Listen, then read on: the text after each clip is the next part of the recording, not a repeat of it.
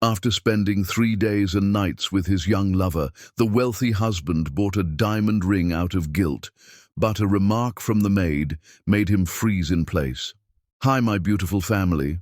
Welcome back to Mr. Peter Stories, your own family story channel. May the Almighty wrap each of you in his endless love and protection. May every woman in our family be blessed with strength that moves mountains, a heart that heals, and dignity that shines brighter than the sun. May every home be filled with peace, every path guided by light, and every heart overflow with love. You are the pillars of this world, the silent strength that holds families together, and the true power behind every story. If your heart is true, like the video. If your love is real, write, 'I am with Mr. Peter.'" The velvet box burned in Stan Laurel's jacket pocket like a live coal as he stepped through the penthouse door at dawn. 3 days. 3 nights tangled in hotel sheets with Paisley Monroe, her perfume still clinging to his collar like evidence, her laughter still echoing in his ears like a crime he couldn't undo. The diamond ring inside that box had cost him $140,000. He prayed to a god he didn't believe in that it would be enough to erase the guilt eating through his chest like acid. The penthouse was silent, except for the distant hum of the city waking up 42 floors below. Stan set his keys down on the marble console table with trembling hands, and that's when he saw her. Minerva Rodriguez, their housekeeper for the past 8 years, was arranging fresh white roses in the crystal vase by the window. She'd been with them long enough to know Stan's patterns, long enough to see the cracks forming in their marriage, long enough to pretend she didn't notice when he came home smelling like someone else. She glanced at him, then at the jewelry box he'd accidentally left visible on top of his overnight bag. "Good morning, Mr. Laurel," Minerva said quietly, her voice carefully neutral. "You're home early." Stan tried to smile. Failed. "Couldn't sleep. Thought I'd surprise Dorothy with breakfast." Minerva's eyes drifted back to the velvet box. It was unmistakable, the distinctive burgundy color and gold embossing of Castellini and Brothers, the most exclusive jeweler on Fifth Avenue, a place where billionaires bought apology gifts and guilty men tried to purchase redemption. "That's from Castellini's, isn't it?" Minerva asked, and there was something in her tone Stan couldn't quite identify. Not judgment. Something else. Something almost like pity. Stan's throat tightened. "I wanted to get Dorothy something special, something she'd love." Minerva nodded slowly, arranging another rose with careful precision. "It's beautiful, sir. Very thoughtful." She paused, and in that pause, Stan felt the world shift slightly off its axis. "Though I suppose Mrs. Dawn could buy the entire Castellini building if she wanted to. She was on the phone Tuesday morning. I wasn't trying to listen, but I was cleaning the terrace and the doors were open. She was talking to someone about finalizing the acquisition of Fifth Avenue properties. Commercial real estate, I think she said. I assumed it was one of her charity projects." The words hit Stan like a physical blow. He actually took a step backward. "What did you say?" Minerva's face shifted into confusion. "The charity work? I just meant, no, about buying buildings, about Fifth Avenue properties." "Oh." Minerva looked genuinely uncomfortable now. "I'm sorry, Mr. Laurel. I shouldn't have said anything. It's not my place. Mrs. Dawn's business is her own." But it was too late. The seed was planted. The crack was forming.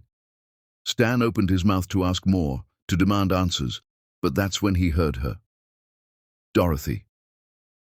His wife appeared from the hallway leading to their bedroom, and for a moment, Stan forgot how to breathe. She was 40 years old, and more beautiful than the day they'd met 12 years ago in Brooklyn. Her dark skin glowed in the early morning light streaming through the floor-to-ceiling windows. She wore a silk robe the color of deep wine, and her natural black curls tumbled over her shoulders in the way that had first made him fall in love with her. She was barefoot, her toenails painted a soft pink, and she moved with that quiet grace that had always captivated him. But now that Minerva had planted that terrible seed, Stan looked at Dorothy and saw something he'd never noticed before.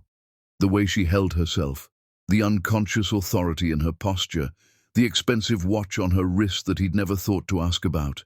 The subtle confidence in the way she moved through space, like a woman who commanded rooms and made decisions that mattered. How had he never seen it?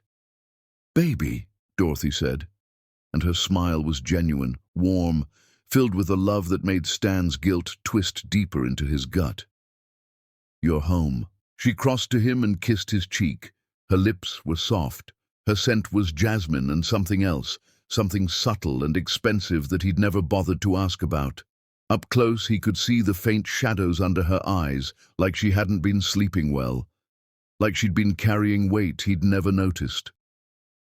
"I missed you," she said softly. Stan's hand shook as he reached into his jacket pocket and pulled out the velvet box. He'd rehearsed this moment a dozen times in the taxi ride home. He'd planned what to say, how to say it, how to make it seem like love instead of guilt. But now, standing in front of Dorothy with Minerva's words still echoing in his skull, all his rehearsed lines died in his throat. "I got you something," he managed. Dorothy took the box with gentle hands. She opened it slowly, and the diamond caught the morning light and exploded into 1,000 tiny rainbows across her face. 8 carats, flawless clarity, set in platinum. The jeweler had promised him it was a masterpiece. Dorothy stared at the ring for what felt like an eternity, and in that moment, Stan saw something flicker across her face. Not surprise, not joy, not the delight he'd been hoping for.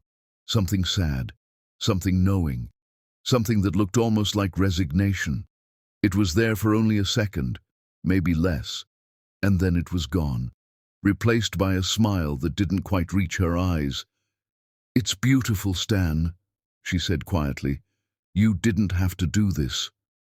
"I wanted to," he said, and his voice cracked. "You deserve beautiful things."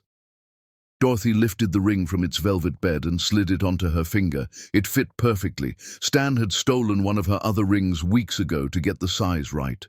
The diamond sat heavy on her hand, catching the light with every small movement. "I love it," Dorothy said. "Thank you, baby."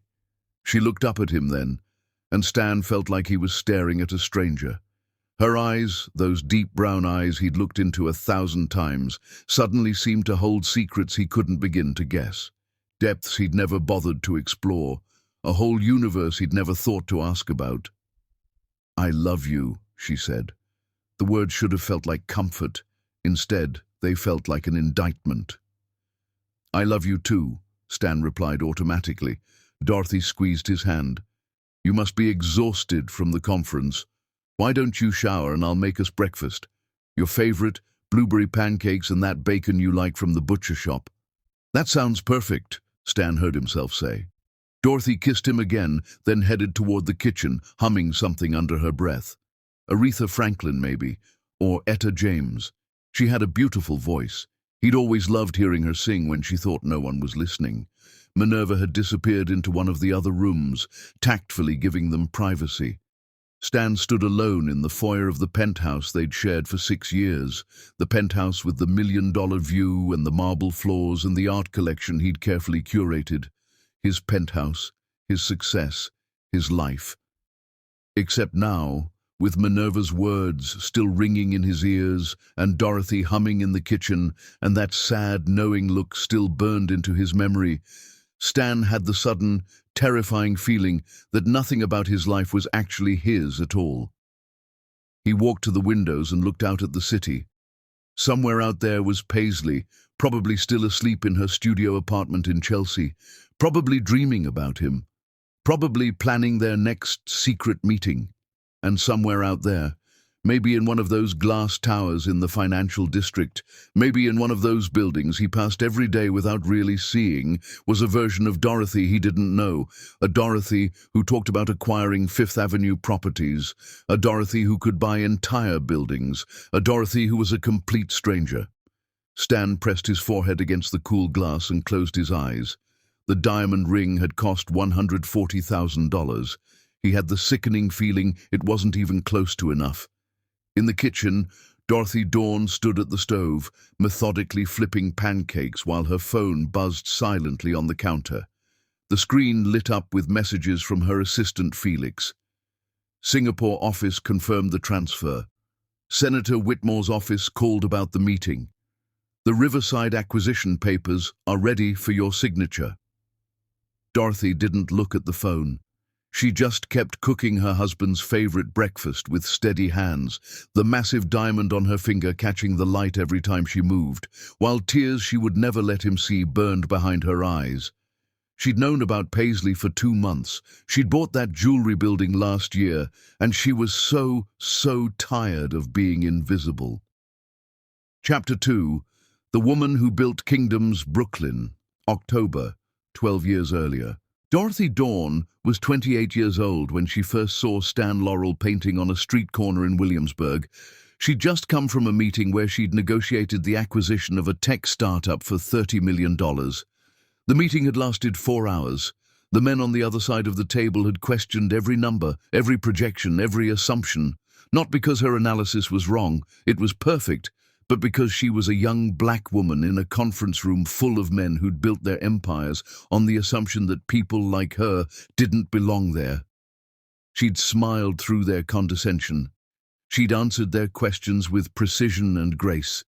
And in the end, she'd gotten exactly what she wanted, because she always did. But by the time she walked out of that building, Dorothy was exhausted in a way that had nothing to do with the negotiation and everything to do with the constant weight of being underestimated. She'd inherited $50 million from her grandmother Eleanor 2 years earlier. Eleanor Dawn had been a quiet financial genius who'd turned a small inheritance into a fortune through careful investments and an understanding of real estate that bordered on prophetic. She'd raised Dorothy after her parents died in a car accident when Dorothy was 7. She'd taught her granddaughter everything: how to read a balance sheet, how to spot opportunity in chaos, how to be powerful without apology. "The world will try to make you small," Eleanor had told Dorothy on her deathbed. "Don't let it. You're a queen, baby girl. Act like one." So Dorothy had taken her grandmother's $50 million and turned it into $70 million by the time she was 28. She was brilliant. She was successful. She was powerful. And she was completely alone. Every man she dated had either been terrified of her money or determined to control it. They wanted her wealth but resented her for having it. They wanted her success but couldn't handle being less successful themselves. She'd learned to hide her achievements on dates, to make herself smaller, quieter, less threatening. But it never worked. Eventually they'd find out who she really was, and everything would fall apart. So that October afternoon, exhausted and lonely, and tired of being a queen with no kingdom worth ruling, Dorothy had wandered through Williamsburg without any particular destination in mind. That's when she saw him. Stan Laurel was set up on a corner near the East River, selling paintings to tourists. He had maybe a dozen canvases propped against a chain-link fence, views of the Brooklyn Bridge, the Manhattan skyline, brownstones bathed in autumn light.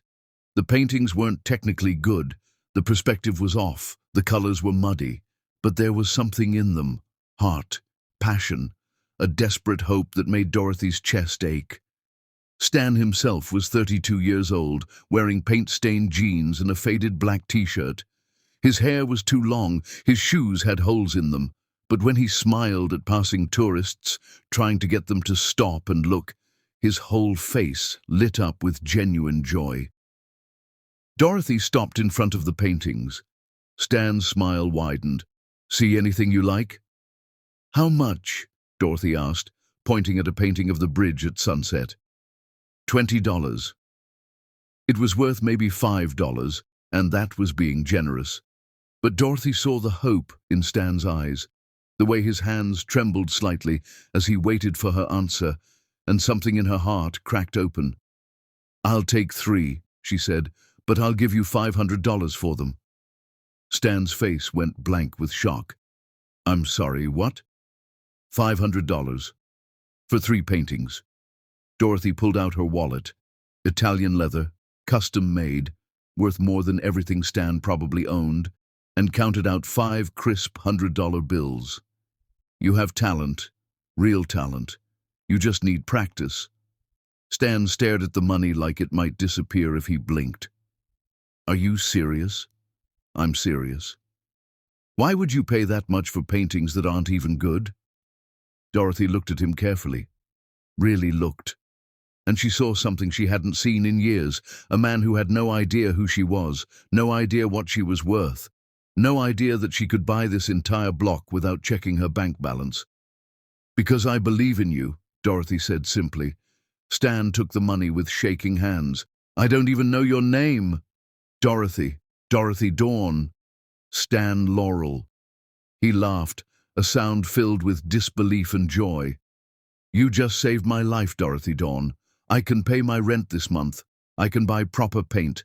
I can actually keep doing this. They got coffee, then dinner.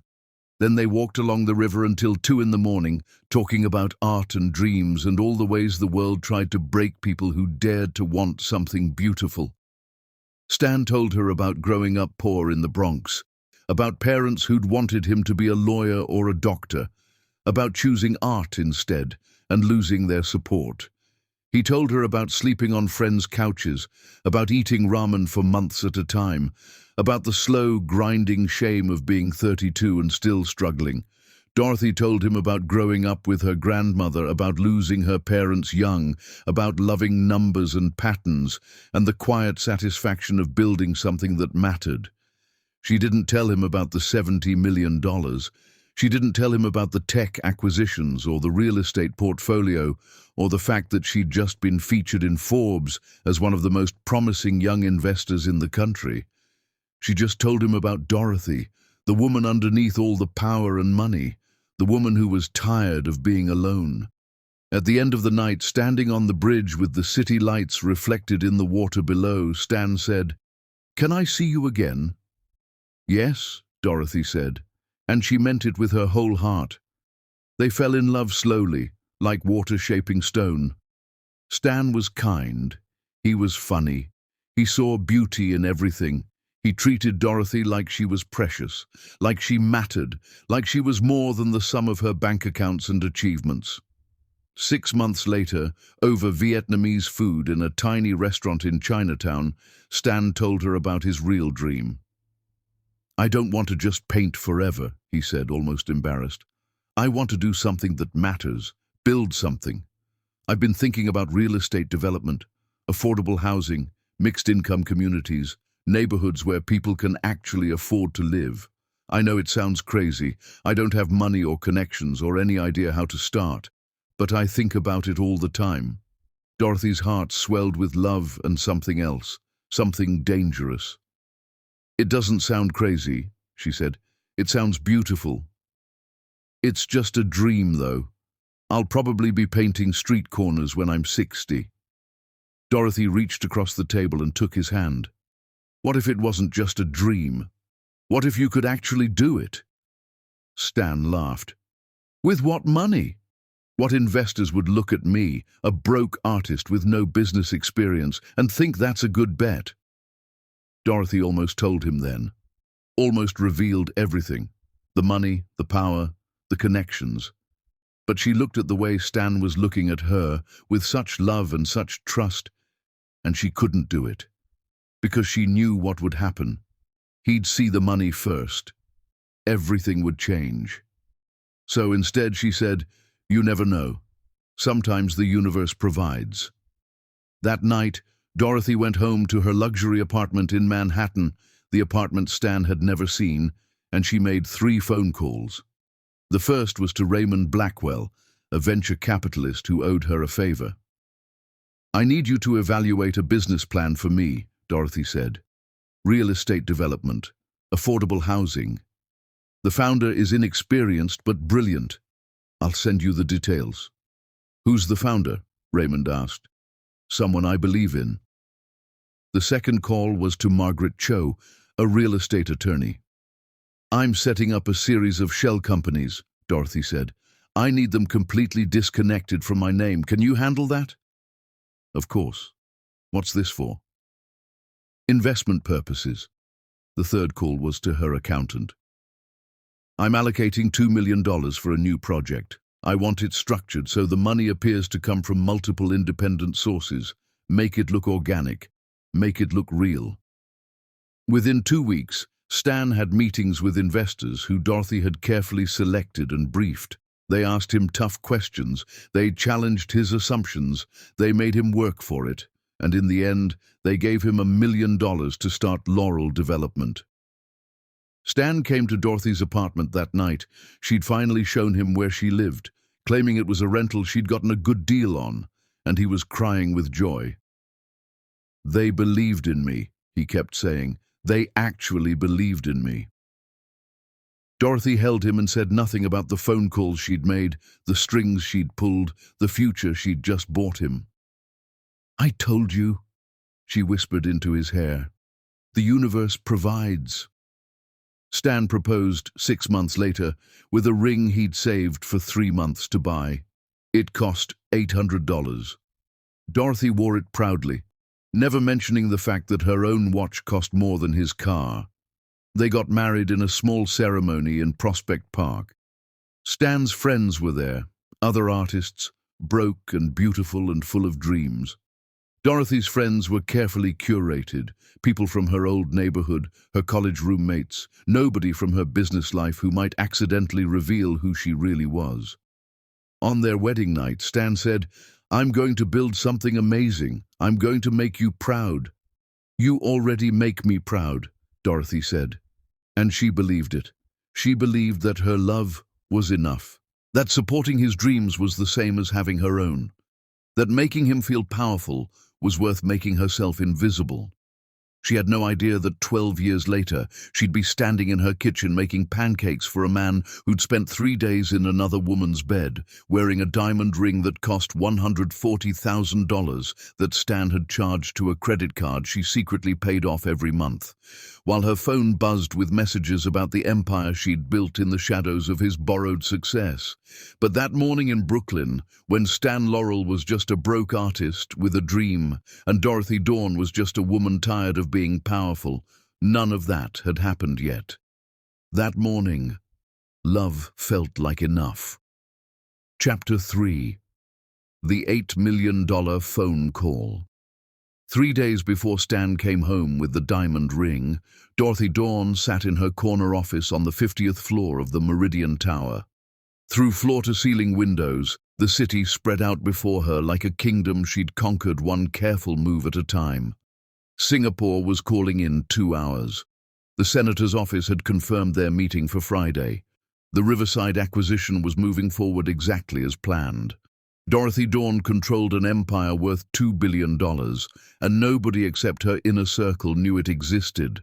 Her assistant Felix knocked twice, their signal, and entered without waiting for permission.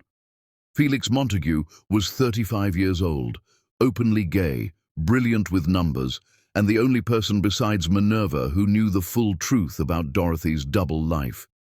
He'd been with her for 7 years, and his loyalty was absolute. "Ms. Dawn, Lawrence Greer from Castellano Industrial is here for the 10 o'clock. Dorothy's stomach dropped. She kept her face perfectly composed. Lawrence Greer was a corporate raider with a reputation for destroying companies and walking away rich. Dorothy knew him by reputation, ruthless, calculating, and completely without conscience. "What does he want?" Dorothy asked, though she already knew. She always knew. "He didn't say, but I did some digging. Castellano Industrial has been quietly buying up shares in smaller development firms, including Laurel Development." There it was, the nightmare Dorothy had been anticipating for years. "Send him in." Lawrence Greer walked into her office like he owned it. Mid-50s, silver hair, a suit that probably cost as much as some people's cars. He had the supreme confidence of a man who'd spent his entire life winning. He sat down without being invited. "Ms. Dawn, thank you for seeing me on such short notice." "Mr. Greer." Dorothy's voice was ice. "What can I do for you?" Greer smiled. It didn't reach his eyes. "I'll get straight to the point. Castellano Industrial has acquired significant holdings in Laurel Development. We're prepared to take over the company. I know you're a silent investor through your various proxies. I'm here as a professional courtesy to make you an offer before we proceed. Dorothy's hands were perfectly still on her desk. Years of practice. What kind of offer? We'll pay off Laurel Development's current debt obligations, approximately $8 million, in exchange for controlling interest. Stan Laurel walks away with a small payout. Everyone wins. Well, almost everyone. The way he said it made Dorothy's blood run cold. And if I decline your generous offer? Greer leaned back, completely relaxed. Then we proceed with the hostile takeover. Stan Laurel loses his company, his reputation, and probably his house. From what I understand, he's personally guaranteed several loans. He'll be bankrupt by Christmas. You, of course, will survive. You always do. But your husband, and I know he's your husband, Ms. Dawn, I'm very thorough in my research, he won't be so lucky. There it was, the threat wrapped in corporate politeness. Dorothy looked at Lawrence Greer and understood that he knew. Maybe not everything, but enough. Enough to destroy the careful fiction she'd spent 12 years maintaining. You have 72 hours to decide, Greer said, standing. After that, we move forward regardless of your preference. Have a lovely day, Ms. Dawn. After he left, Dorothy sat very still in her chair. Felix appeared in the doorway, his face concerned. Ms. Dawn, what do you need? Dorothy stared out at the city. Somewhere out there, Stan was having lunch with Paisley. She'd seen the receipt last week, an expensive restaurant in Tribeca. He'd told her he was meeting with investors. She'd known about the affair for 2 months. She'd found a text message Stan had forgotten to delete. Then the receipts, then the pattern. Every Wednesday afternoon, Stan had a standing meeting with an investor named Paul Hendricks. Except Paul Hendricks was Paisley's father, and Stan had been seeing Paisley, not Paul. Dorothy had said nothing, because what could she say? If she confronted him, he'd know she'd been watching, monitoring, and then he'd start asking questions about why she had access to all his accounts, all his emails, all his financial records. He'd discover that everything, his company, his success, his entire adult life, was her creation. So Dorothy had stayed quiet. She'd kept cooking his favorite meals. She'd kept asking about his day. She'd kept being the supportive wife who existed, only to make him feel important. And now Lawrence Greer was threatening to destroy the illusion anyway.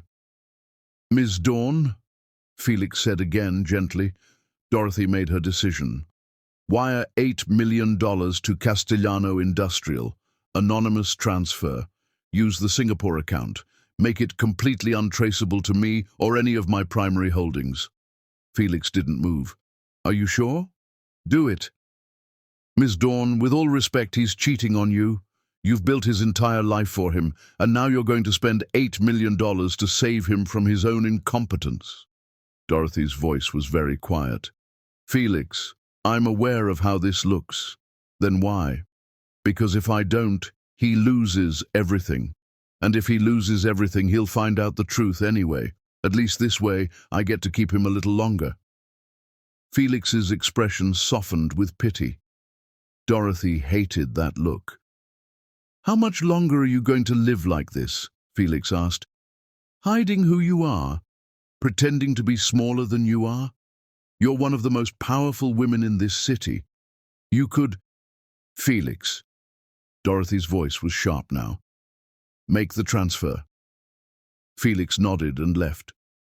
Dorothy sat alone in her office, surrounded by the evidence of everything she'd built. The real estate portfolios, the acquisition documents, the investment reports showing returns that would make most hedge fund managers weep with envy. She'd built all of this. She'd done it carefully, quietly, brilliantly. She was respected, feared even, by people who mattered in this city. Senators took her calls, CEOs asked her advice. She'd created 50,000 jobs. She'd funded 400 businesses. She'd changed the skyline of this city, and her husband had no idea she existed. Dorothy pulled out her phone and opened her text messages. There was one from Stan, sent an hour ago. Meeting running late. Don't wait up for dinner. Love you. He was with Paisley. She knew this with absolute certainty. Dorothy typed a response. No problem, baby, I love you too. She sent it. Then she put her head down on her desk, just for a moment, just for one moment of weakness where nobody could see. Then she straightened her spine, fixed her makeup, and prepared for her meeting with the senator about the affordable housing bill that would provide homes for 5,000 families. Because she was Dorothy Dawn. And Dorothy Dawn didn't break, even when she was already shattered. That evening, Dorothy came home to find Stan cooking pasta in the kitchen. He looked up when she walked in, smiled that smile that had made her fall in love with him 12 years ago, and said, "Hey, baby, thought I'd surprise you. How was your day?" "Fine," Dorothy said, setting down her purse. Italian leather cost more than some people's monthly rent. "Just boring volunteer stuff. How was your meeting?" "Really productive. I think we're going to close the Riverside deal." He thought he was going to close it. He had no idea Dorothy owned the building he was trying to buy through a shell company 3 layers deep. He had no idea she'd already decided to sell it to him below market value to make him look brilliant. "That's wonderful," Dorothy said. Stan came over and kissed her. She could smell Paisley's perfume on his collar. Different from the perfume she'd smelled last week, Paisley must have changed brands. "I love you," Stan said. "You know that, right? You're the best thing that ever happened to me." Dorothy looked at her husband, this man she'd loved enough to make herself invisible for, and felt something crack inside her chest. "I love you too," she said, and she meant it. That was the tragedy of it all. She meant it with every piece of her breaking heart. Chapter 4. The Glass Tower and the Shadow Queen. Stan's business partner, Killian Burke, called at 6 in the morning, his voice shaking so badly Stan almost couldn't understand him. "The debt is paid, all of it. $8 million, wire transfer. It came through overnight." Stan sat up in bed, his heart hammering.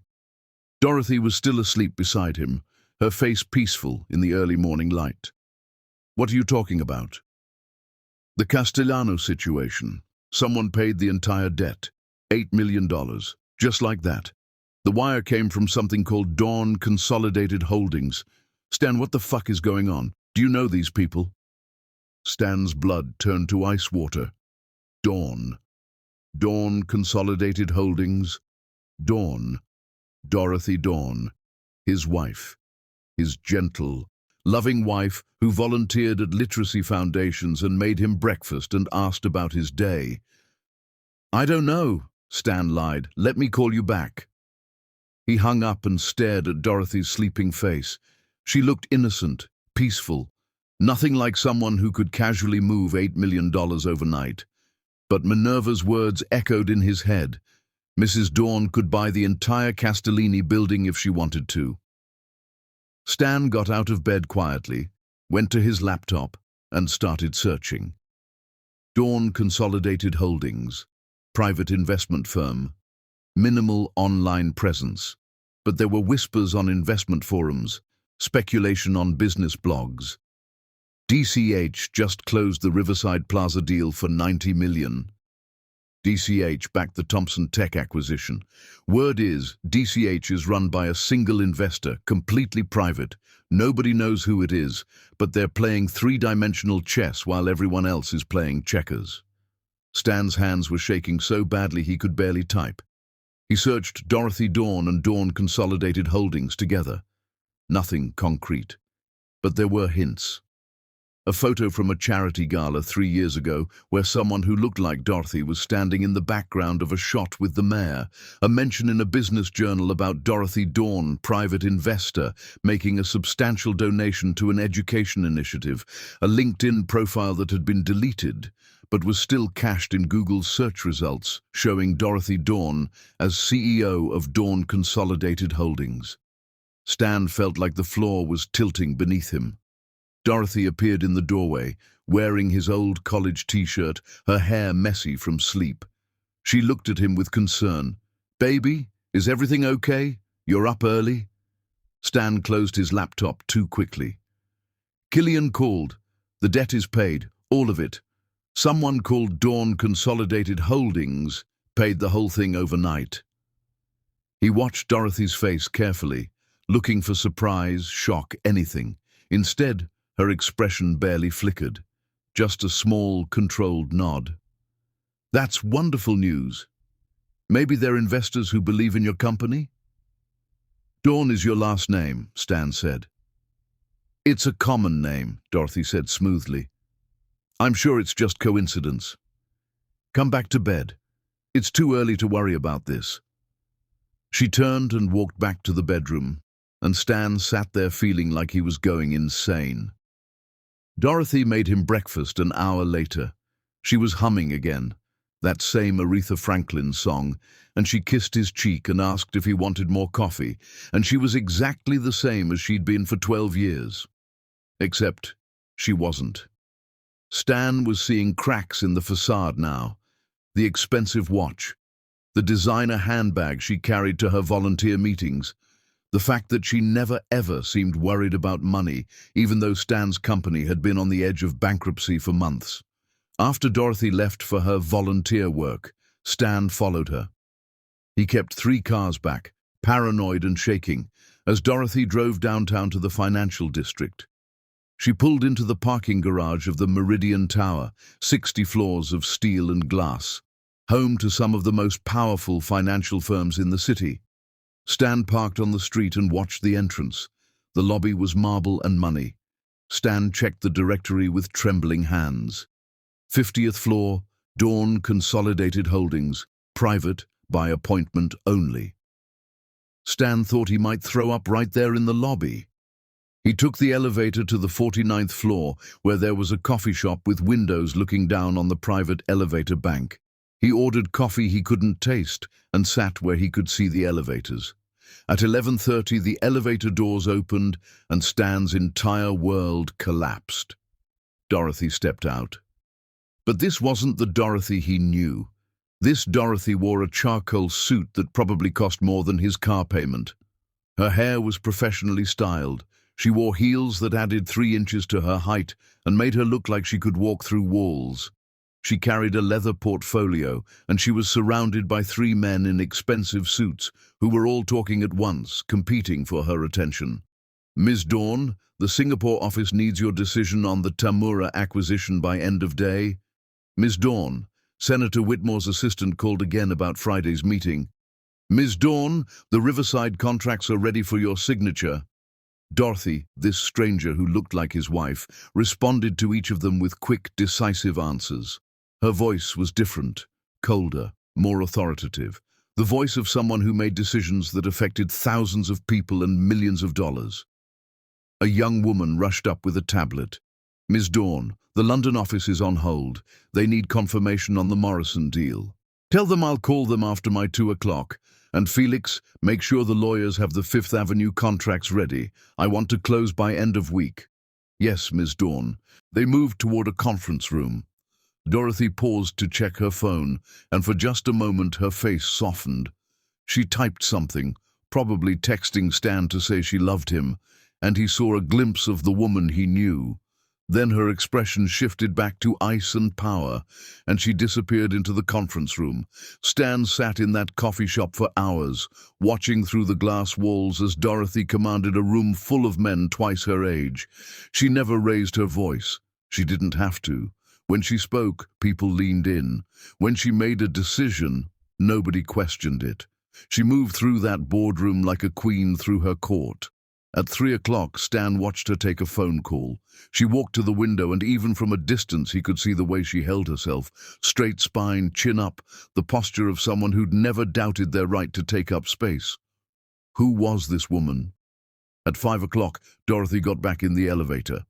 Stan rushed downstairs and watched from a distance as she got into her car. A black sedan. Not the modest Honda she drove when she was with Stan, but a Mercedes with tinted windows and a driver. Stan drove home in a daze. He got there first.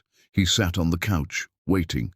30 minutes later, Dorothy walked in carrying grocery bags from Whole Foods. She was back in jeans and a sweater. Her hair was back in a ponytail.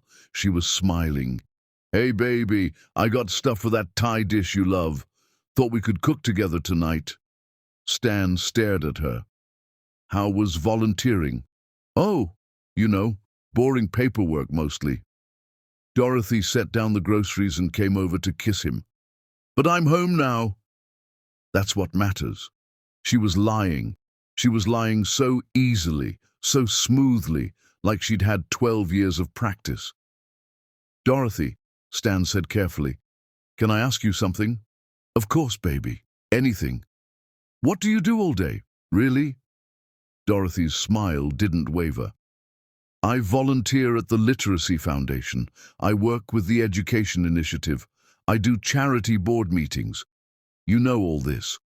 Why are you asking?" "Because I feel like I don't know anything anymore." Dorothy sat down next to him, took his hand. Her touch was gentle, familiar. "Stan, what's going on? You've been acting strange since that debt payment came through. Are you worried about the company?" "I'm worried about us," Stan said, and his voice cracked. "I feel like there's this whole part of your life I don't know about." For just a moment, just 1 second, Dorothy's mask slipped. Stan saw something in her eyes, something vast and sad and infinitely weary. Then she smiled again. "Baby, you know everything about me. I'm your wife.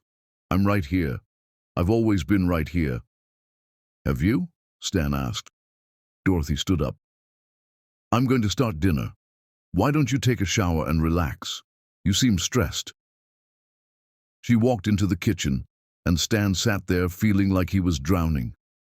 That night, while Dorothy slept beside him, Stan lay awake, staring at the ceiling. He'd spent 12 years married to a woman he didn't know. A woman who could move $8 million with a phone call. A woman who commanded boardrooms and made senators wait for her meetings. A woman who was powerful enough to buy and sell him 1,000 times over. And she'd hidden it all.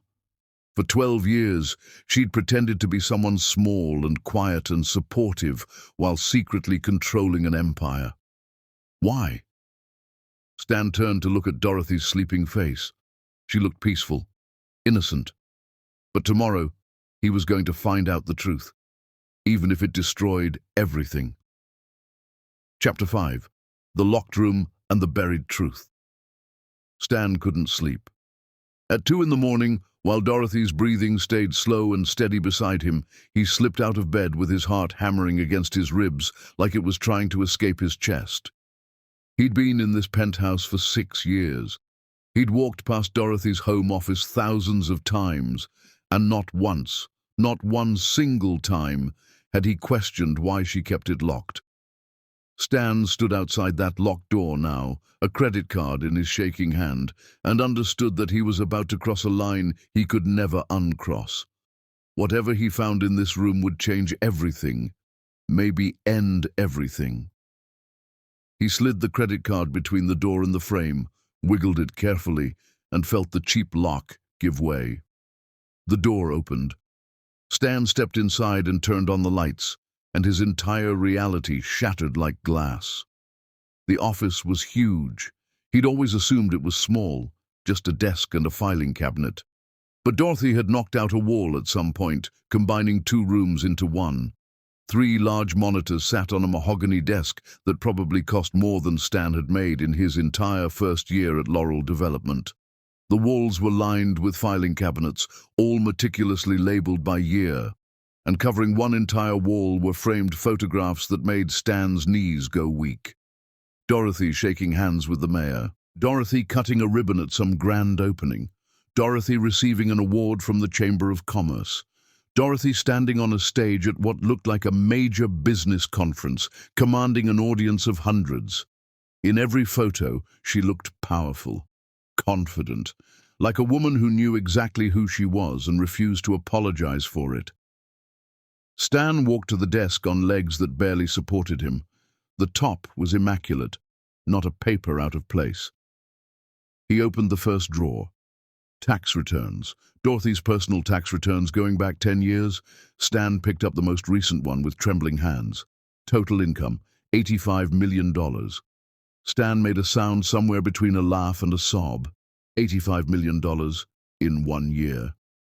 While he'd been proudly telling people that Laurel Development had its best year ever with $12 million in revenue, Dorothy had personally earned $85 million.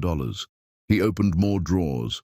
Property deeds for buildings all over the city, investment portfolios showing hundreds of millions in holdings, legal documents for acquisitions and mergers involving companies Stan had never heard of, contracts with senators and governors and people whose names appeared in the Wall Street Journal. Then Stan found the folder labeled Laurel Development, and his hand started shaking so badly he almost dropped it. Inside was his entire company, every single deal, every contract, every investor, every loan. And next to each entry was a notation in Dorothy's precise handwriting. Investor, Raymond Blackwell, proxy for DCH, relationship established through Morrison connection. Investor, Patricia Goldman, Shell Company, Dawn's subsidiary, favorable terms secured. Land acquisition, Brooklyn project, property purchased by DCH 3 years prior, sold to Laurel Development below market value to ensure profitability. Every investor was Dorothy. Every opportunity was Dorothy. Every success was a gift she'd wrapped up and handed to him while pretending it had nothing to do with her. Stan sat down hard in Dorothy's chair because his legs couldn't hold him anymore. He found more folders, projects from years ago. Stan's first development deal, the one that had made his reputation, the one that had made him feel like he might actually succeed at this. Dorothy had bought the land 3 years before Stan even knew about it. She'd paid $8 million for it. Then she'd sold it to him for $4 million through a shell company, making it look like the deal of the century. His second project, the one that had made him wealthy, same thing. Dorothy had owned the building through a proxy. She'd manipulated the entire deal to make Stan look like a genius. Bank statements showed Dorothy had spent $47 million over 12 years building Stan's career. $47 million in gifts disguised as luck, in opportunities manufactured out of thin air, in a success story that was entirely fictional. Stan put his head in his hands and tried to breathe. Then he saw the journal. It was leather-bound, expensive, sitting in a locked drawer that Stan broke open with a letter opener. Dorothy's handwriting covered page after page, and Stan knew he shouldn't read it, knew this was a violation even beyond breaking into her office, but he couldn't stop himself. He opened to a random page dated 4 years earlier. Stan closed the Hartford deal today. He was so happy, so proud. He took me to dinner and told me I was his lucky charm. I didn't tell him I'd bought out 3 competing bidders to make sure he won the contract. I didn't tell him the city official who approved the zoning change was someone I'd worked with on 3 other projects. I didn't tell him that luck had nothing to do with it. I just smiled and told him I was proud of him, and I am proud. Not of the deal, I engineered the deal, but of who he's becoming, the confidence he's developing, the way he stands a little taller now. Is that wrong? Building someone else's dreams while pretending you're not? I don't know anymore. Some days I think I'm doing this out of love. Other days I think I'm doing it because I'm terrified of being loved for who I actually am. Stan flipped to another entry 2 years later. I sat in a board meeting this morning with 12 of the most powerful men in this city's financial sector. When I speak, they listen. When I make a decision, it happens. I moved $50 million with 1 phone call today.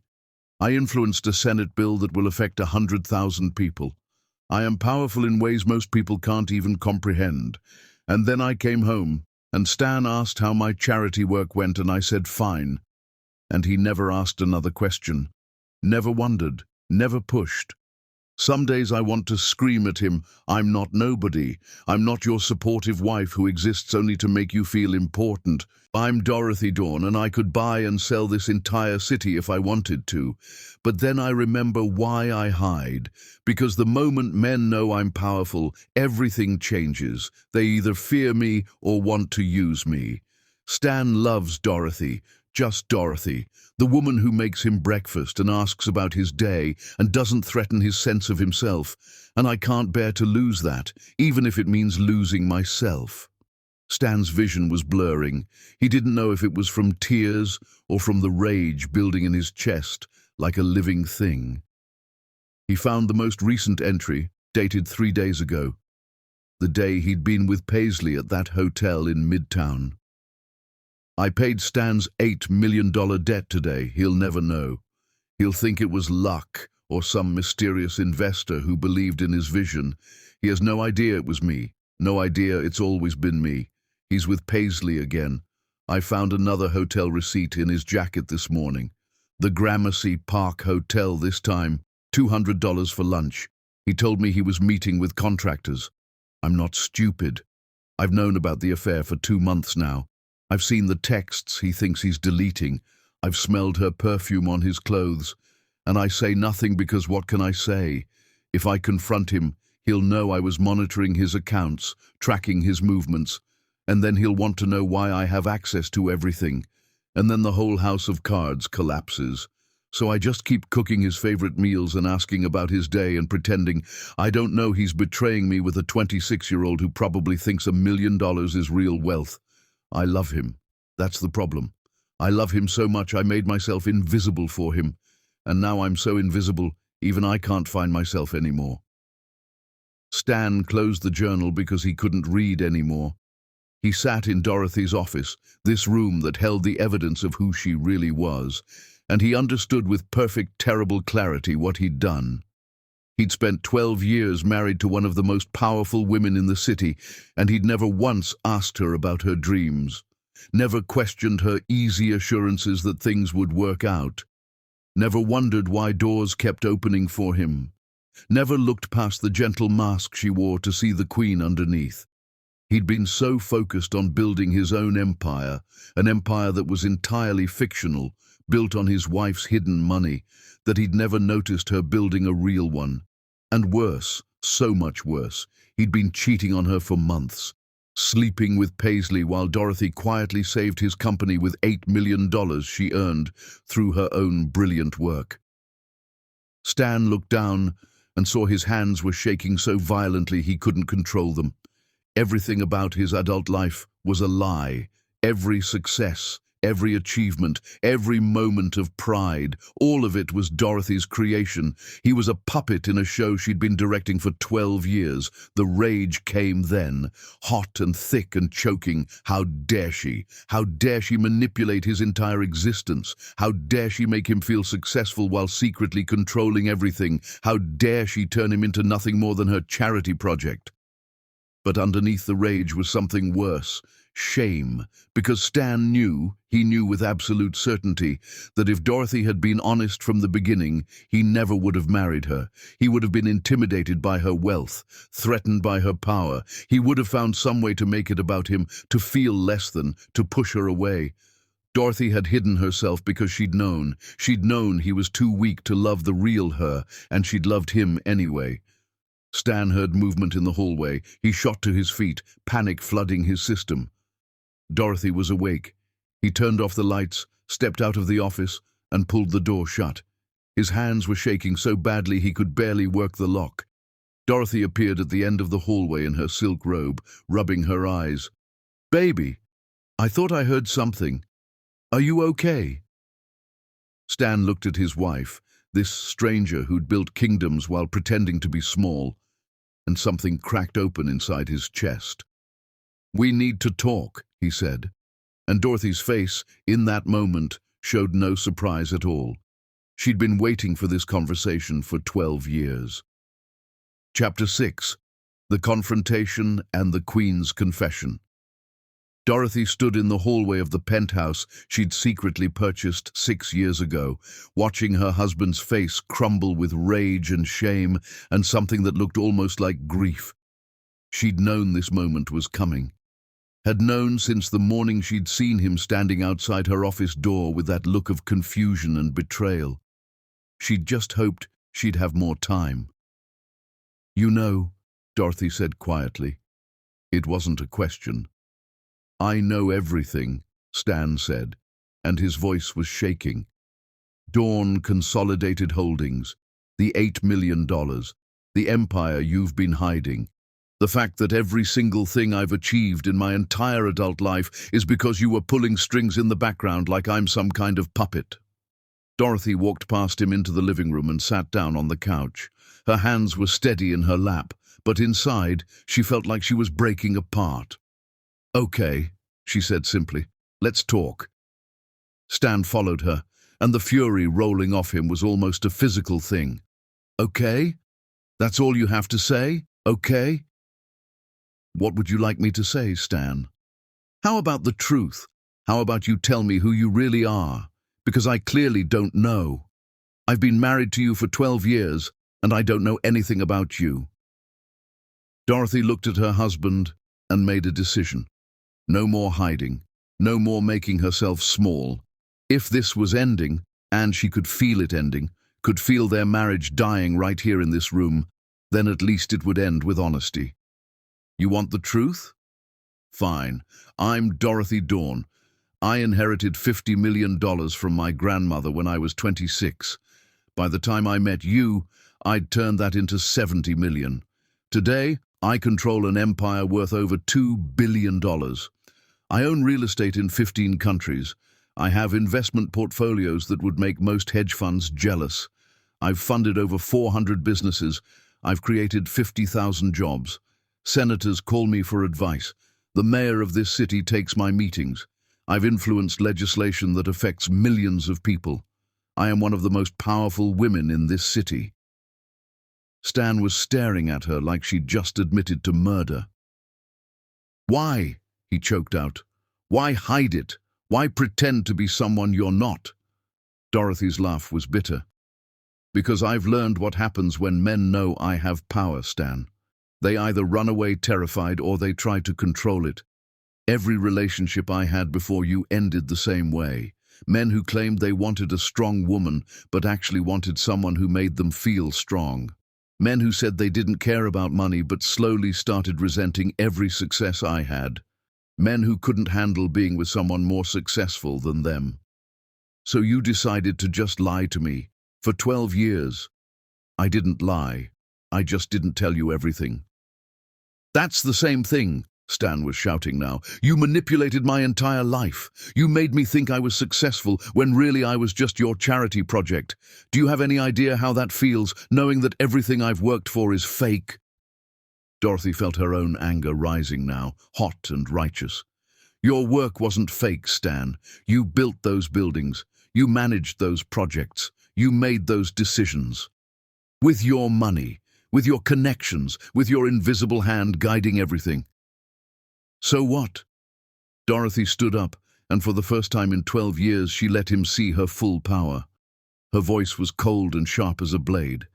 "So what if I gave you opportunities? What was I supposed to do, Stan? Watch you struggle, watch you fail? I loved you, I wanted you to succeed. Was that wrong?" "Yes," Stan's voice cracked. "Yes, it was wrong, because you took away my agency. You made every choice for me. You turned me into a puppet. I gave you a life. I gave you everything you ever dreamed about. You gave me a lie." The words hung in the air between them like smoke. Dorothy sat back down, suddenly exhausted. "You want to know why I hid? Really want to know? Because I was terrified. Terrified that if you knew the truth, you'd leave. Or worse, you'd stay, but you'd resent me. You'd feel emasculated. You'd turn into every other man who couldn't handle being with a woman who had more power than him. So instead you just made yourself invisible. You pretended to be some supportive housewife while secretly running an empire." "Yes," Dorothy said quietly, "that's exactly what I did. Because I wanted to be loved, Stan. Just loved. Not for what I could do or what I owned or what I could give. I wanted someone to love Dorothy, just Dorothy. And you did. When we met, you fell in love with a woman buying paintings on a street corner. Not a billionaire, not a power player, just me.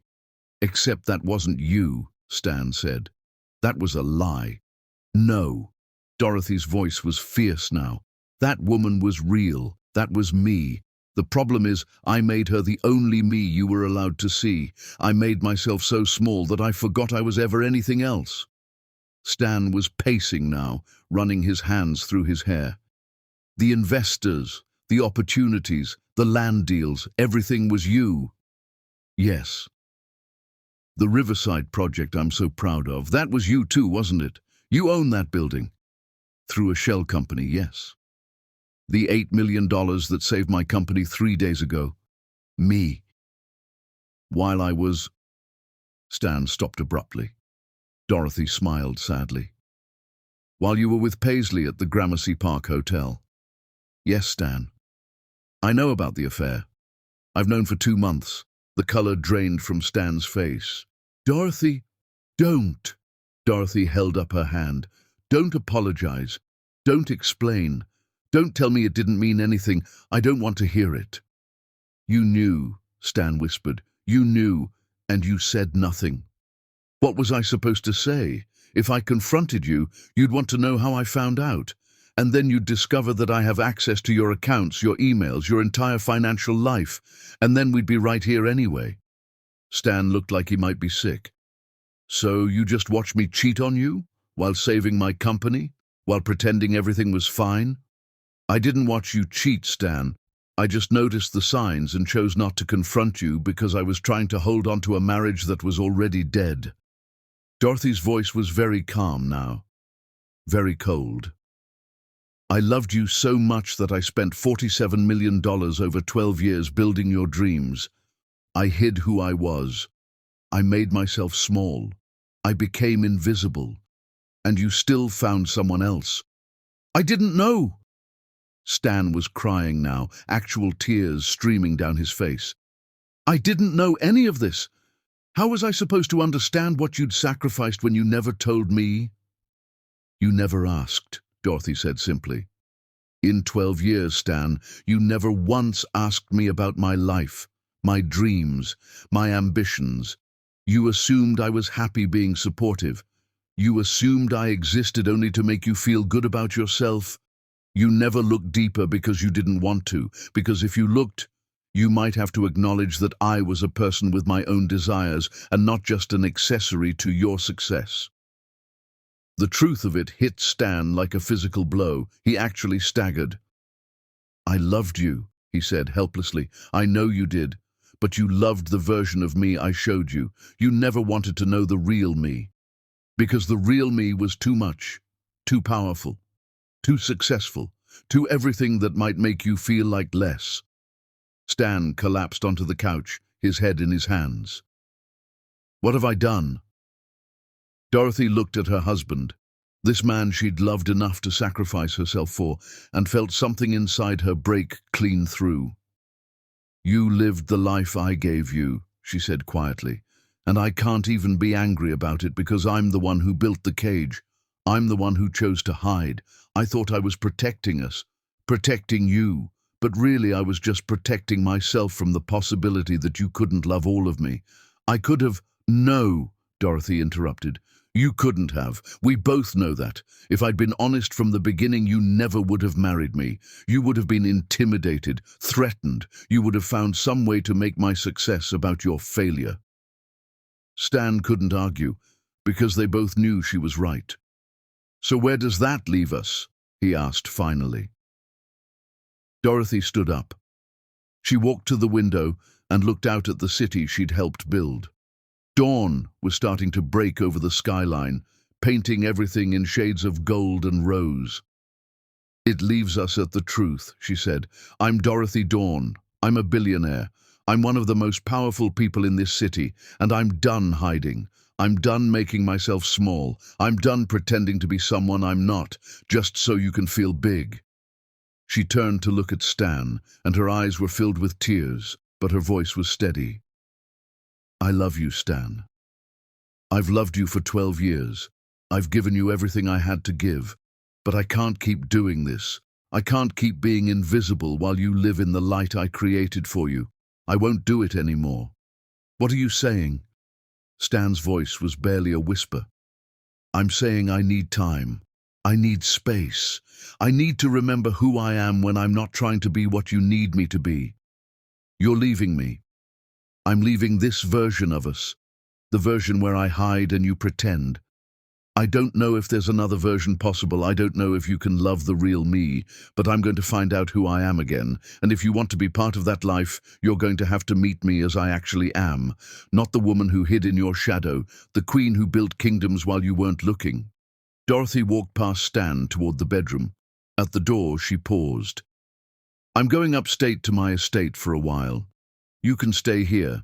The penthouse is paid off. All your accounts are secure. I made sure of that. But Stan, everything you think you own, everything you think you built, it's all because of me. I want you to sit with that. Really sit with it. And then decide if you can handle being with a woman who has all the power. Because I'm not giving it up. Not ever again.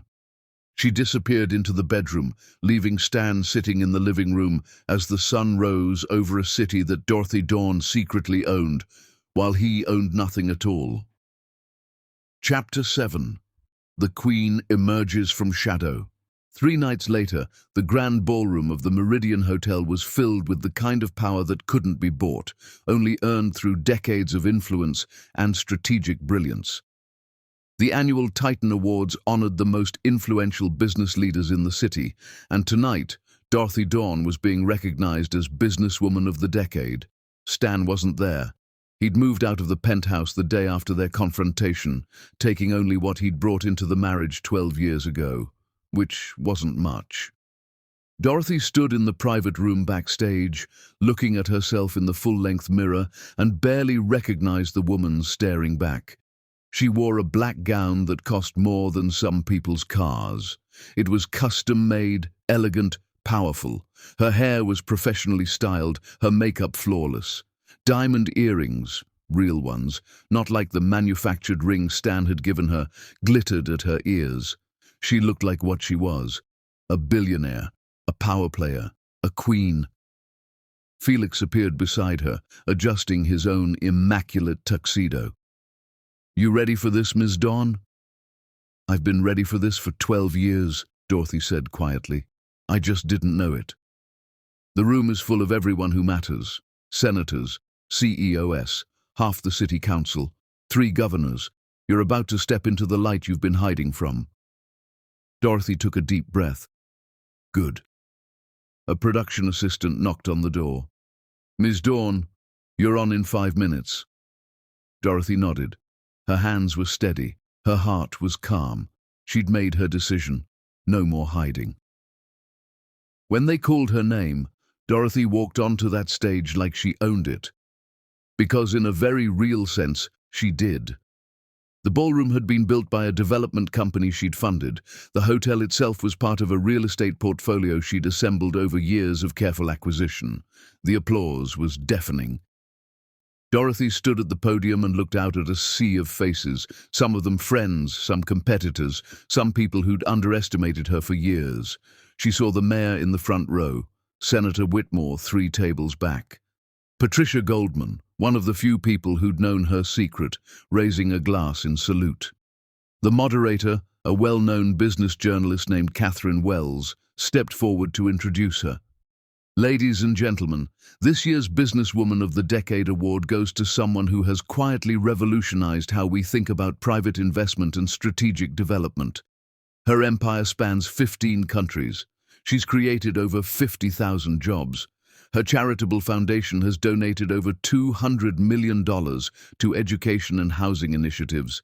And yet, until 3 years ago, most people in this room had never heard her name. Tonight, we celebrate Dorothy Dawn.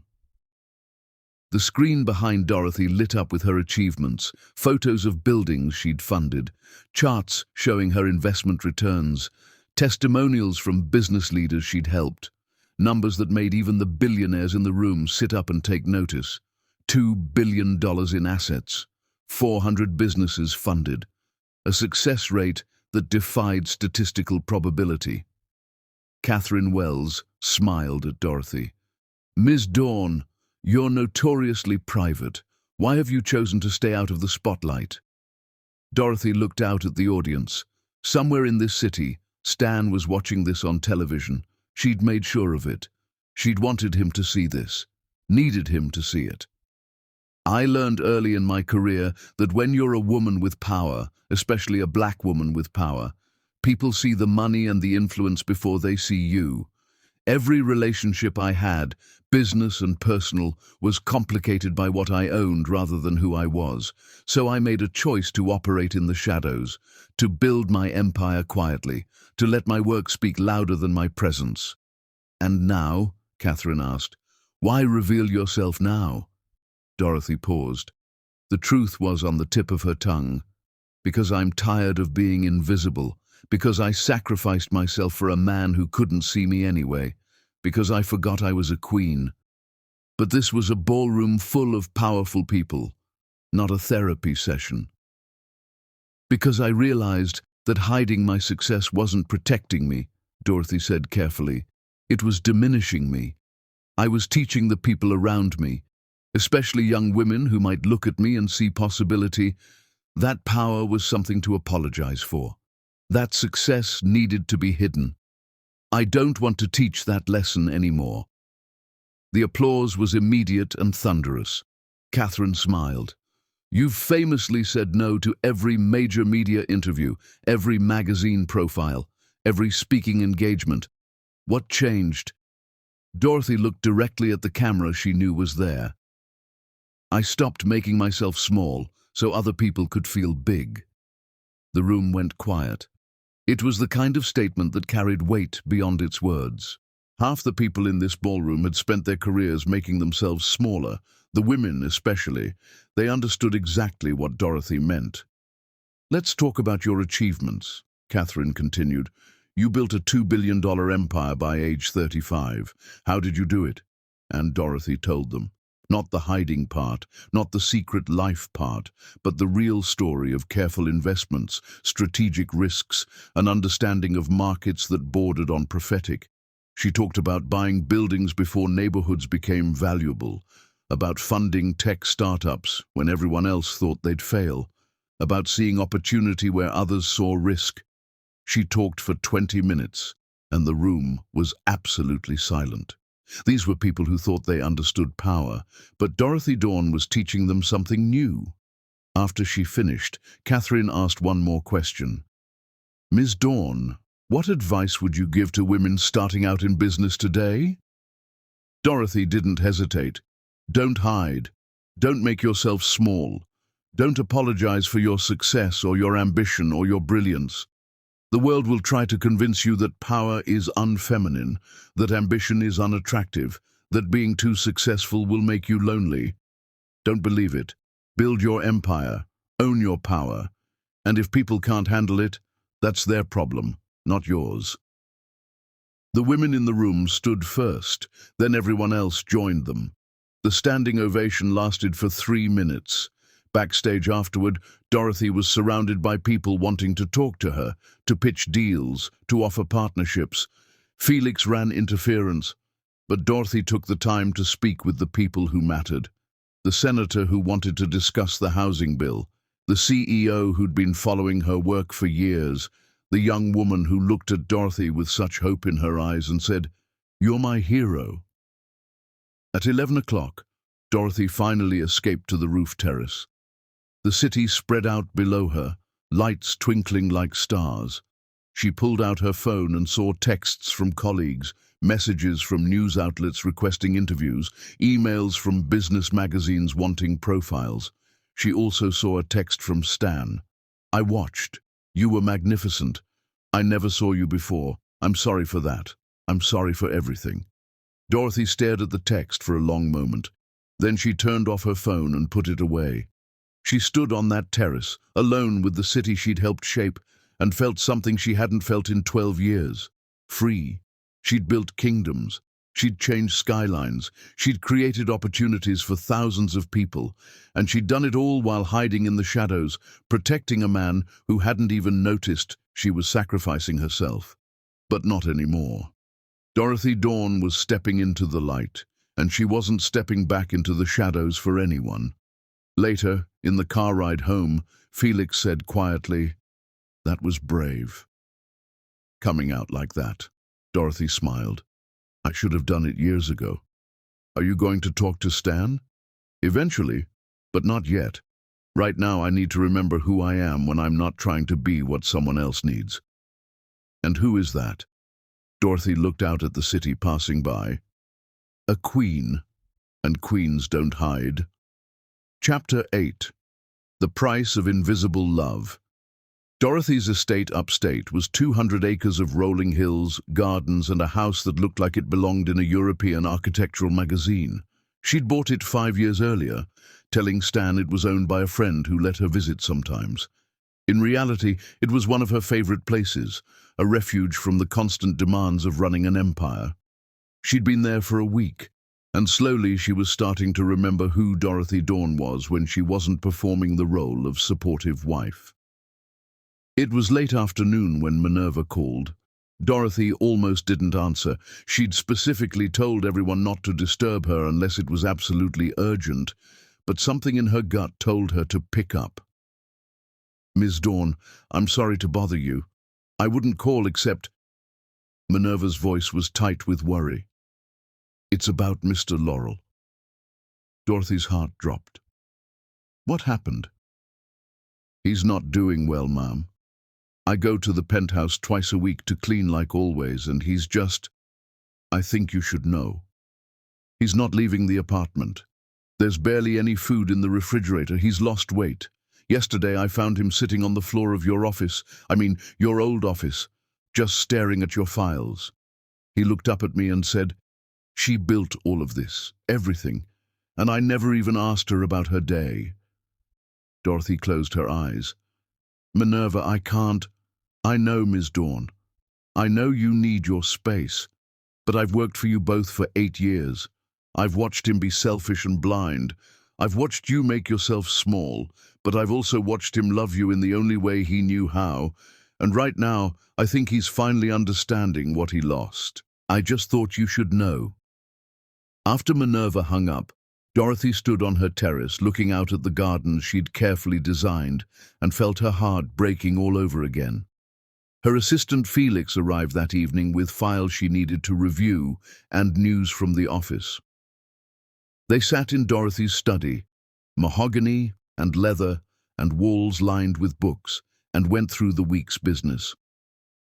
"The Singapore acquisition is finalized," Felix reported. "The senator confirmed the housing bill will pass next month. 3 more companies want to pitch you on investment opportunities, and you've received interview requests from every major business publication in the country." "What about Laurel Development?" Dorothy asked quietly. Felix's expression darkened. Stan stepped down as CEO, turned control over to Killian Burke. He's moved out of the executive office. Word is he's liquidating his personal assets, selling the cars, the art collection, most of his possessions. He's keeping the penthouse because it's paid off, but everything else is going. Why? He told Killian, and I quote, "I don't want to own anything that was built on someone else's sacrifice." Dorothy absorbed this information in silence. Felix watched her carefully. "Miss Dawn, can I speak freely?" "Always. I've worked for you for 7 years. I've seen you build an empire while hiding from the world. I've watched you make yourself invisible for a man who took everything you gave and never questioned where it came from. And I've kept my opinions to myself because it wasn't my place." Felix leaned forward. "But now I'm watching you be free for the first time in over a decade, and I'm also watching you hurt. So I have to ask, what do you want? Really want? Not what you think you should want or what would be easiest. What does Dorothy Dawn actually want?" Dorothy was quiet for a long moment. "I don't know anymore. I spent so many years being what Stan needed that I forgot how to be what I needed. I'm relearning that now, and it feels good, powerful, but also lonely. Terrifying," Dorothy corrected, "because I'm realizing that I taught Stan how to treat me.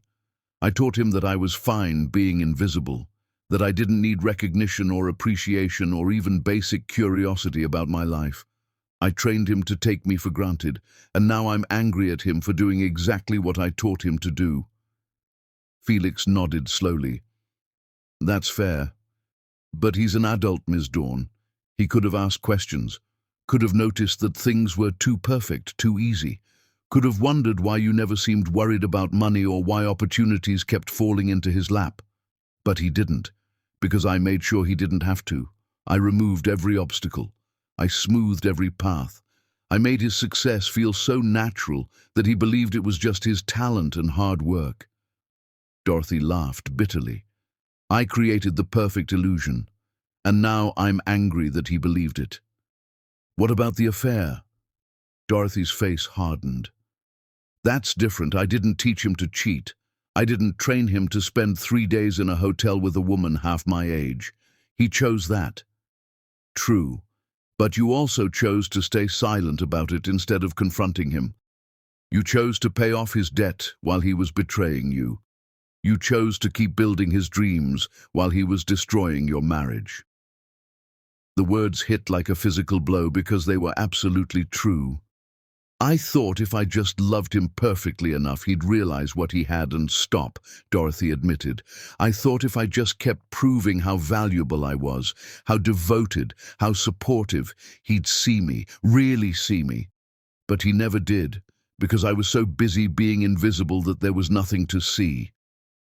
Felix reached over and squeezed her hand. You deserve better than that, Ms. Dawn. You deserve to be loved for all of you, not just the parts that make someone else comfortable. That night, Dorothy couldn't sleep. She paced her bedroom, then moved to her study, then finally ended up in the garden at 3 in the morning, staring up at stars you couldn't see in the city. She thought about Stan sitting in her office, finally understanding what he'd lost. She thought about Minerva's worried voice. She thought about the text message Stan had sent after the awards ceremony. I never saw you before. I'm sorry for that. But sorry wasn't enough, was it?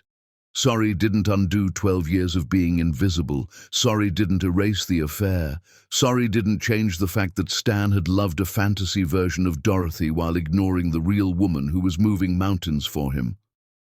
Dorothy pulled out her phone and opened her text messages.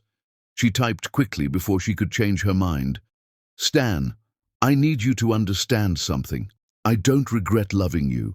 I don't regret supporting your dreams or building your company or giving you opportunities you wouldn't have had otherwise. I did all of that because I loved you.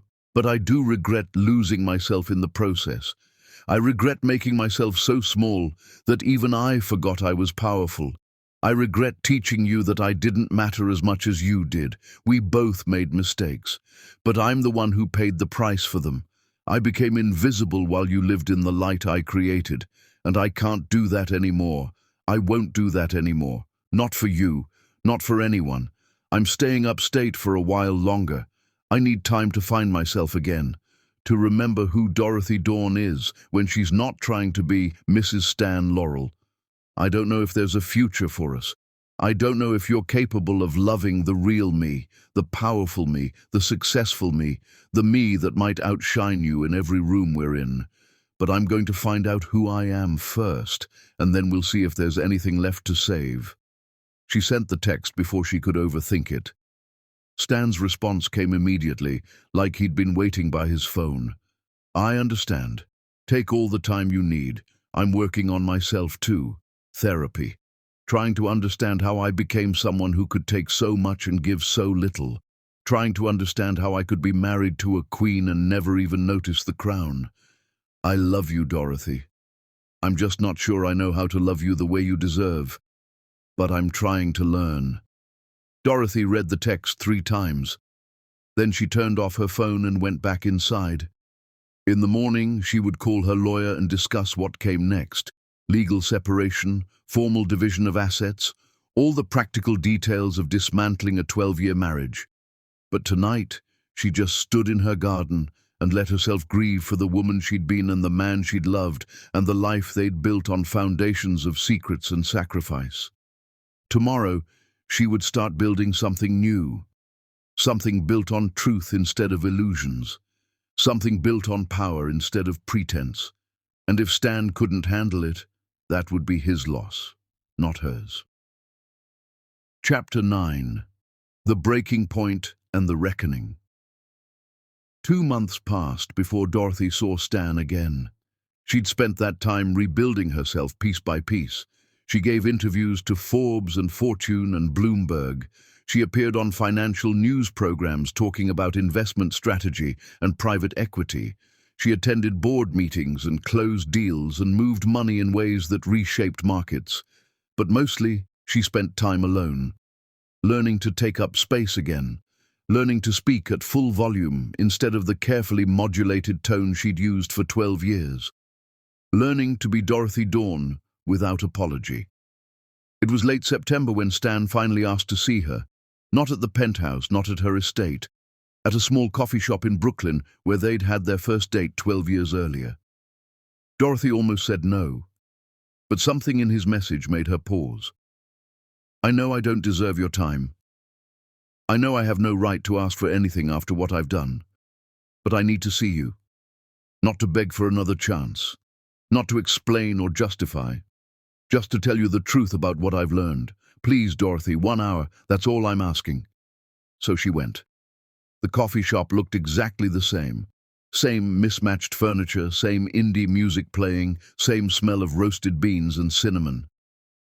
Dorothy arrived first, ordered coffee, and sat by the window. When Stan walked in, she barely recognized him. He'd lost weight, maybe 20 pounds. His clothes hung loose on his frame. He had circles under his eyes like he hadn't been sleeping. His hair was longer, unkempt. He looked like he'd aged 10 years in 2 months. But there was something different in his eyes, something raw and honest that hadn't been there before. "Thank you for coming," Stan said quietly, sitting down across from her. "I wasn't sure you would." "I wasn't sure either," Dorothy admitted. "But I'm here. You have an hour." Stan nodded.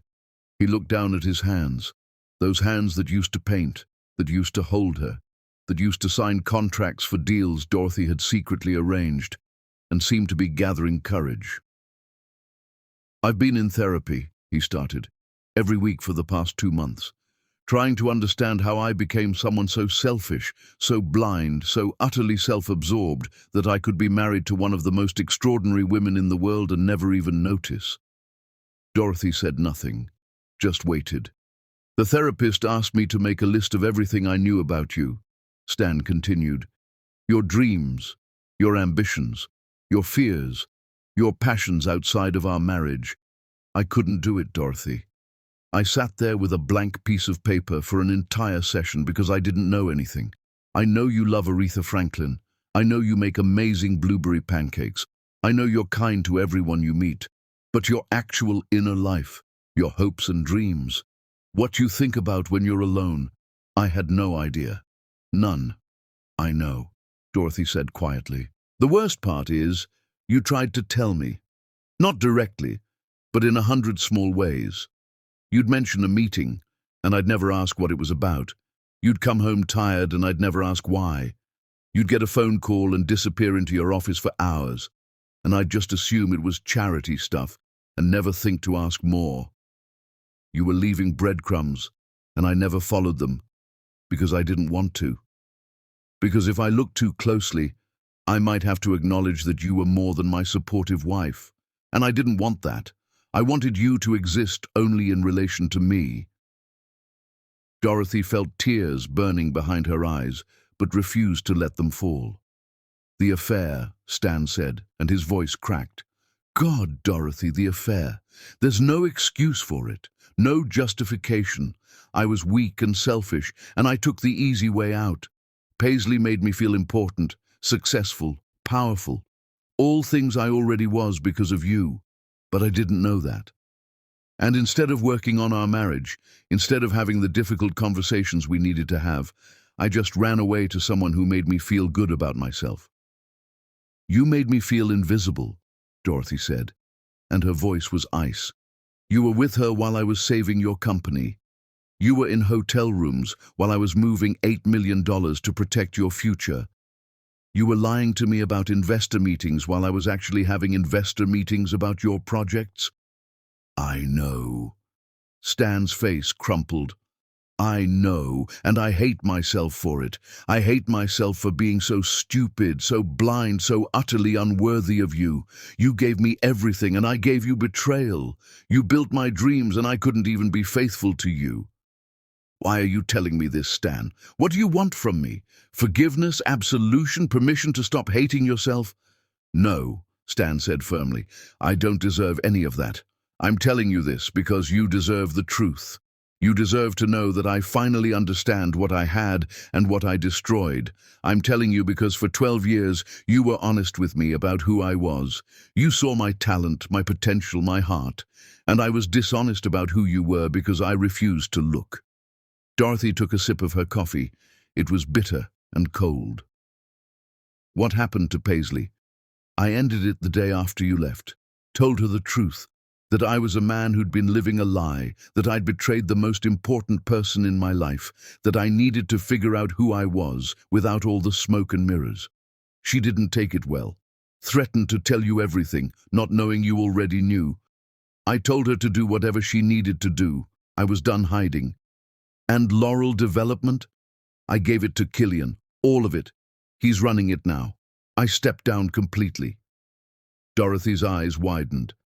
Stan, that company is your entire career, your identity. That company is your creation, not mine. I couldn't keep running it knowing every success was built on your hidden support, so I gave it to someone who earned it through actual merit. What are you doing now? Stan smiled sadly. Painting. I found a studio space in Brooklyn. I'm painting for the first time in 12 years. Not for money, not for recognition, just for me, just for the love of it. And you know what? I'm terrible, just absolutely terrible. All those years I thought I had this natural talent. Turns out I was just mediocre. But I'm learning, actually learning this time, taking classes, accepting criticism, building something real instead of something that looks successful from the outside but has no foundation. Dorothy felt something crack inside her chest. You gave up everything.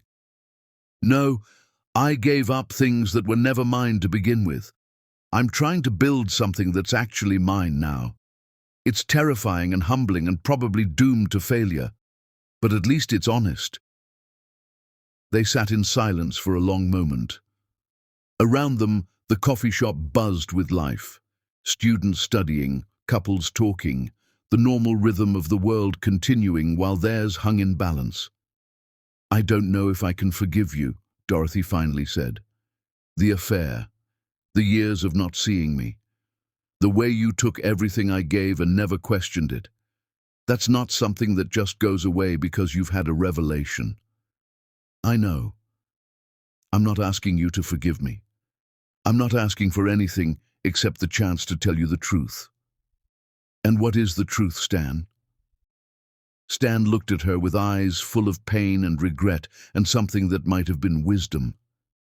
The truth is, I spent 12 years loving a woman I invented, a woman who existed only to support me, a woman who had no dreams of her own, no power of her own, no identity beyond being my wife. And the real you, the brilliant, powerful, extraordinary you were standing right in front of me the whole time, building kingdoms, changing the world, being magnificent. And I never saw you. I never even tried to see you. And that's the biggest failure of my life. Dorothy felt tears streaming down her face now. She didn't try to stop them.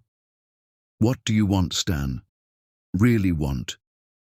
I want you to be happy, he said simply. I want you to be powerful without apology. I want you to build your empire in the light instead of the shadows. I want you to be Dorothy Dawn, the queen, without ever making yourself small again. And if that means I'm not part of your life, then that's what it means. Because you deserve better than what I gave you. You deserve everything. Dorothy wiped her tears. I'm not coming back to the penthouse. I know. I'm not coming back to being your wife who hides who she is. I know that too.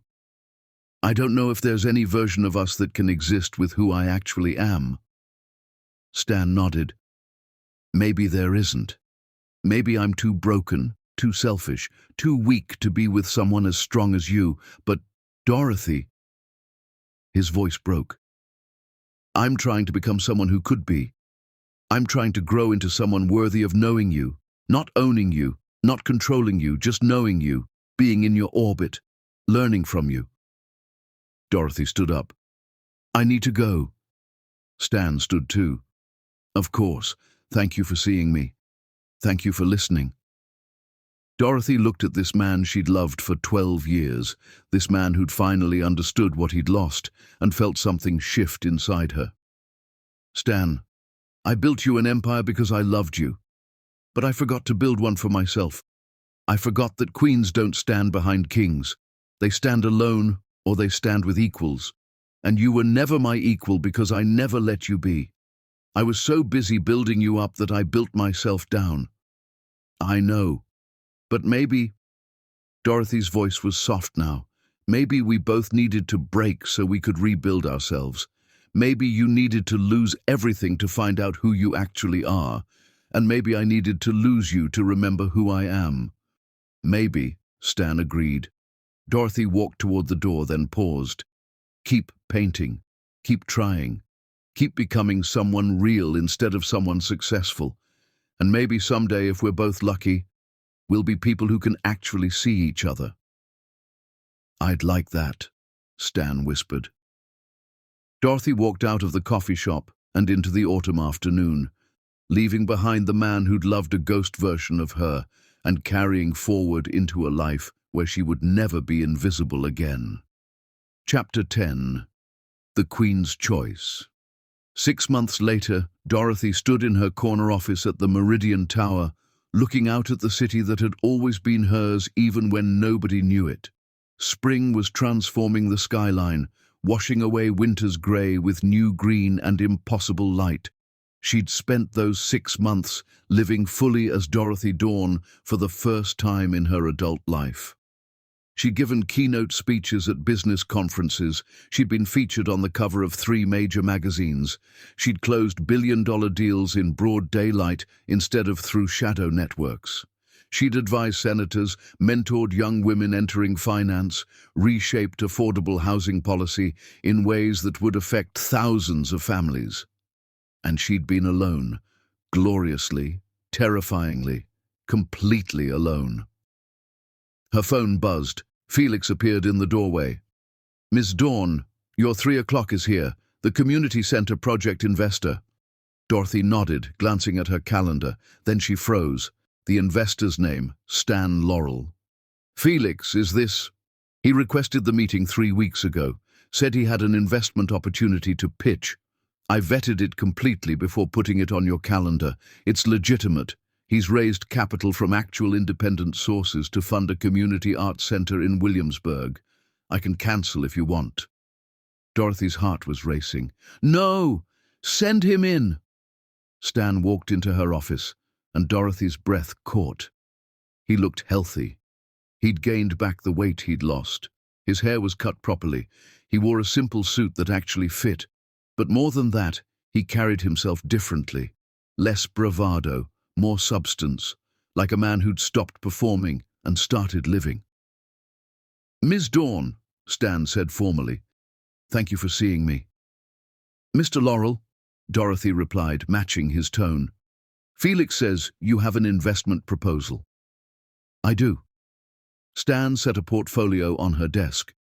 I've spent the past 6 months working with a group of artists in Williamsburg to develop a community arts center, free classes for kids, studio space for emerging artists, gallery shows for local talent. We've raised $2 million in capital from private investors and corporate sponsors. We need an anchor investor for the final $1 million to break ground. Dorothy opened the portfolio. The proposal was professional, detailed, realistic. She recognized the neighborhood, the same area where she'd first met Stan 12 years ago. Why come to me? Dorothy asked. Stan smiled slightly. Because you're the best investor in this city. Because you've funded 400 businesses, and I want mine to be 401. Because this project actually matters, and I think you invest in things that matter. And not because I'm your wife? I'm not sure what we are anymore, Dorothy, but I'm not here as your husband. I'm here as someone with a genuine project seeking a genuine investor. If you say no, I'll understand, but I wanted you to see what I'm building. Something real this time. Something that isn't based on connections or hidden support. Just an honest idea that needs honest capital. Dorothy read through the proposal carefully. The financials were solid. The community need was real. The team was talented. It was actually a good investment. Why arts education? She asked. Because I spent 12 years thinking I was successful when really I was just propped up by someone else's money. I want to help kids actually develop their talents, actually earn their success. Give them real skills and real opportunities to build something genuine. Dorothy looked at Stan carefully. You're different. I'm trying to be. I'm in therapy. I'm painting every day. I'm building something from scratch with no safety net. It's terrifying. It's humbling. It's the most honest thing I've ever done. And Paisley. Haven't spoken to her since the day I ended it. She tried to contact me a few times. I blocked her number. I'm not interested in repeating my mistakes. Dorothy stood and walked to the window. Stan stayed in his chair, waiting. I've been living my life fully for the first time, Dorothy said quietly. No hiding, no making myself small. I run my company in the light. I make decisions without worrying about how they'll affect someone else's ego. I'm powerful without apology, and it's been incredible, liberating, everything I should have been doing for years. I'm glad, Stan said, and he sounded like he meant it. But it's also been lonely. I go home to empty houses. I celebrate victories alone. I've built this extraordinary life and there's nobody to share it with who actually sees me. Stan was quiet for a moment. Have you dated anyone? 2 men, both successful, both intelligent, both completely intimidated by me within a month. One told me I was too much. The other just stopped calling. Turns out when you're actually powerful instead of pretending not to be, most men can't handle it. I'm sorry. Dorothy turned to face him. Don't be. I'd rather be alone and powerful than partnered and invisible. I won't go back to hiding. Not ever. I wouldn't want you to, Stan said firmly. You're magnificent as you are. Anyone who can't see that isn't worth your time. They looked at each other across the office. This space that represented everything Dorothy had built, everything she'd hidden, everything she'd finally claimed. I'll fund your project, Dorothy said. Stan's eyes widened. Are you serious? $1 million, standard investment terms. I want quarterly reports, I want transparency, and I want acknowledgement that Dorothy Dawn is the primary investor. My name on the building, no hiding. Of course, yes, thank you. Stan stood, started to leave, then turned back. Dorothy, can I ask you something? Not as an investor, just as someone who used to know you. Go ahead. Are you happy? Really happy? Dorothy considered the question honestly. I'm powerful. I'm respected. I'm living authentically for the first time in my adult life. But happy? I don't know. I think I'm still learning what happiness looks like when you're not performing for someone else. Stan nodded slowly. I think about you all the time. Wonder if you're okay. Hope you're thriving. And I know I don't have the right to care anymore, but I do. I always will. Stan, what are we doing? Really? I don't know. Maybe we're learning to be honest with each other. Maybe we're becoming people who could actually have a real relationship instead of the fantasy we had before. Maybe we're just 2 people who loved each other badly, trying to find a better way. Dorothy felt her heart squeeze. I can't go back to being your wife who hides. I won't. I'm not asking you to. I'm just asking... Stan took a breath. Can we try being friends? Real friends who actually know each other? No secrets, no hiding, just 2 people who see each other clearly? I don't know if I can be friends with you, Dorothy admitted. I loved you too much, gave up too much. I'm still angry about what you didn't see, what you didn't ask, the affair, all of it. That's fair, I understand. But maybe, Dorothy's voice was soft now, maybe we can try. Start over from scratch. You knowing who I actually am. Me knowing who you actually are when you're not living a life I built for you. See if there's anything real underneath all the lies we told each other. Stan's eyes filled with tears. I'd like that. More than anything. This doesn't mean we're getting back together, Dorothy warned. This doesn't mean I forgive everything. It just means I'm willing to see if we can be honest with each other, finally. That's more than I deserve. Dorothy walked over to where Stan stood. They were close enough to touch, but neither of them moved. If we do this, if we try this, you have to understand something, Dorothy said. I'm Dorothy Dawn, billionaire, CEO, one of the most powerful people in this city. I'm not going to pretend to be smaller than I am. I'm not going to hide my success. I'm not going to make you comfortable at the cost of making myself invisible. Can you handle that? Really handle it?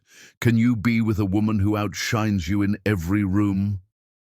Stan looked at her with clear eyes. I don't know. Honestly, I don't know if I'm strong enough for that. If my ego can handle it. If I can be Mr. Dawn instead of expecting you to be Mrs. Laurel. But I want to try.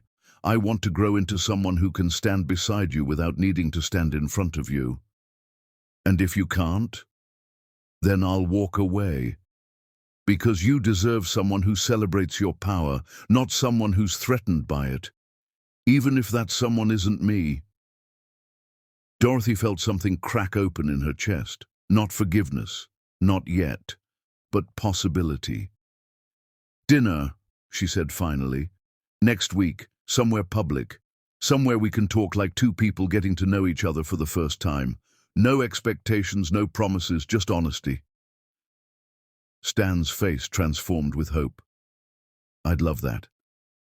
And Stan. Dorothy's voice was firm.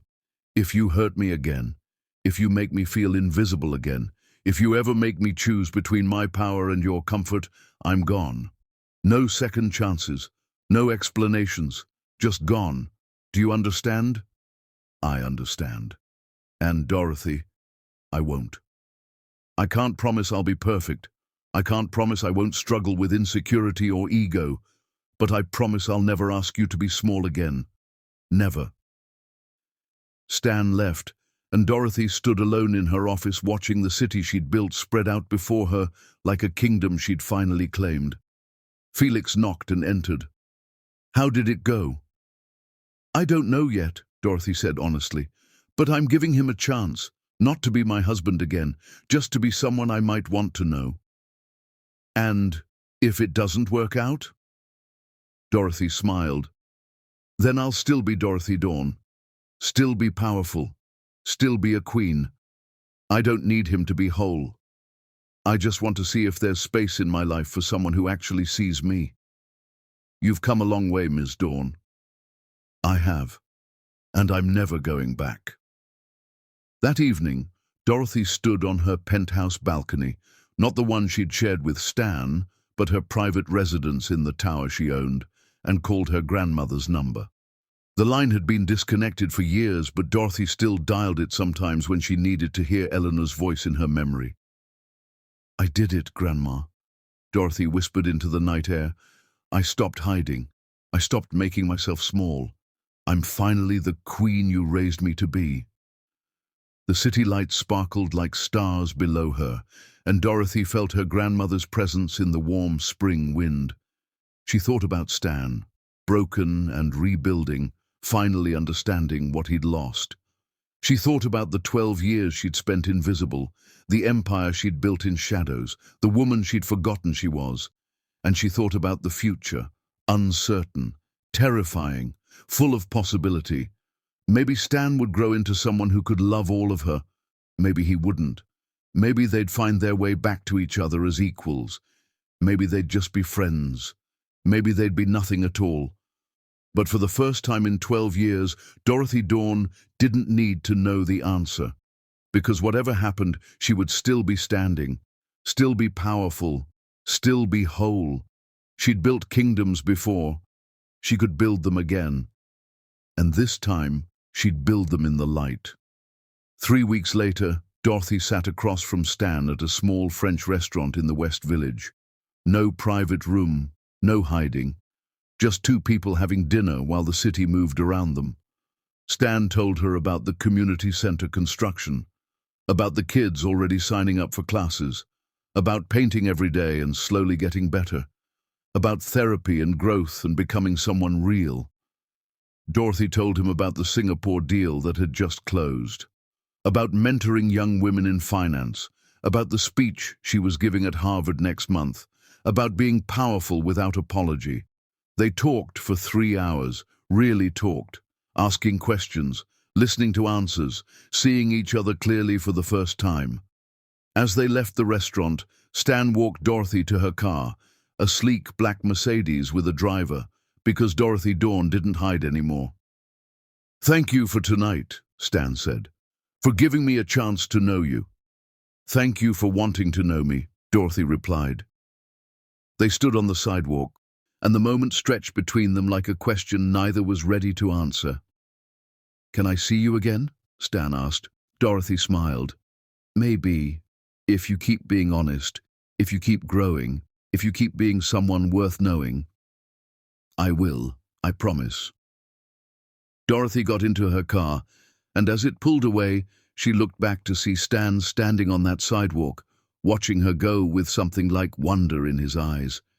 She didn't know if they had a future, but she knew she had one. And that was enough. Dorothy Dawn had spent 12 years building someone else's dreams while hiding her own. She'd sacrificed her identity for a love that couldn't see her. She'd made herself invisible to make someone else feel important. Never again.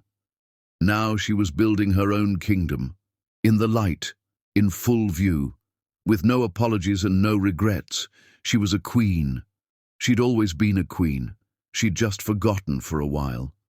But she remembered now, and she was never forgetting again. The end.